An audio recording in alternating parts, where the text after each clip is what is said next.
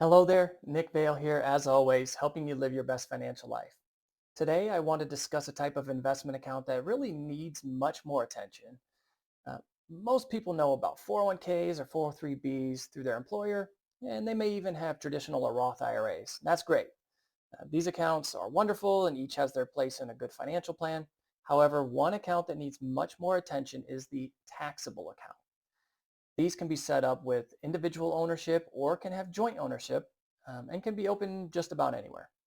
There are five big benefits that I believe make this account advantageous, whether you are a young investor, accumulating wealth, or are nearing or in retirement. So really, let's get into it.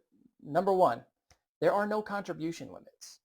With retirement accounts, there are limits to how much you can contribute annually, right? So for instance, if you're under 50 in 2024, you can contribute a maximum of $7,000 to a Roth IRA. Not the case with a taxable account. Let's say you inherit a home from a loved one. You don't want to live there, right? So you sell the home and you walk away with potentially several hundreds of thousands of dollars. You could invest these funds in a taxable account without needing to worry about any kind of contribution limit, right?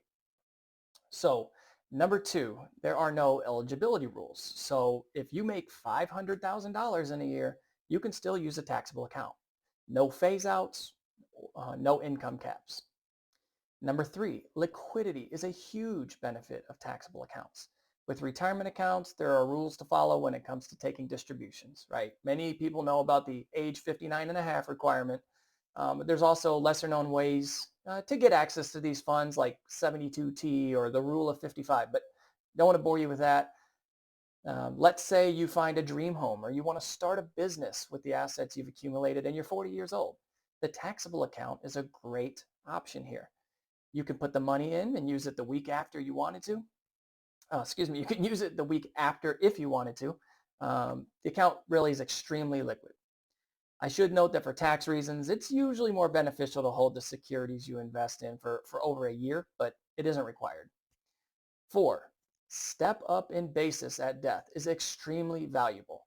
If you aren't aware, the Secure Act 2.0 has made inheriting 401ks and IRAs less advantageous as it used to be, right? Nobody's going to be upset about getting an inheritance or turn it away, right? But it could be a little bit of a tax issue for many. So put simply, most non-spouse individuals who inherit these accounts need to deplete them fully over 10 years. So you can see how this could create some tax challenges, meaning more money having to go to Uncle Sam, and often it can push the inheritor into higher tax brackets. Now, let's say you inherit a taxable account. At the time of death, you get what's called a step up in basis. So if the person leaving the account to you had gains in the account that would normally have been subject to taxes, you get a step up in basis and really a fresh start, kind of clean slate um, when you inherit the account. This is an amazing benefit. So this can make taxable accounts much nicer to inherit than other accounts. Number five, long-term capital gains versus ordinary income tax rates. I mentioned before that you should plan on holding assets in a taxable account for at least a year. But if you don't, let's say you sell an investment you've held for a few months. That's considered a short-term capital gain, which is taxed at your ordinary income tax rate.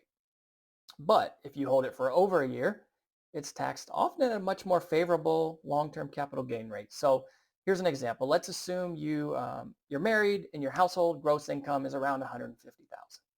Your ordinary income tax rate would be 22%. So by holding an investment in a taxable account for over a year before selling, you'd now owe 15% tax only on the gain, not the total amount of just 15% versus 22% like it would be if you took money out of a pre-tax 401k. So not too bad, right? Especially for an account that remains liquid at all times and can be used as needed. Um, in summary here, taxable accounts can give you a ton of flexibility that other accounts just don't offer. And a sound financial plan often incorporates using many different types of accounts for different purposes and different goals. If you aren't utilizing a taxable account to its fullest capability, might be time to give it a second look. Until next time, be well.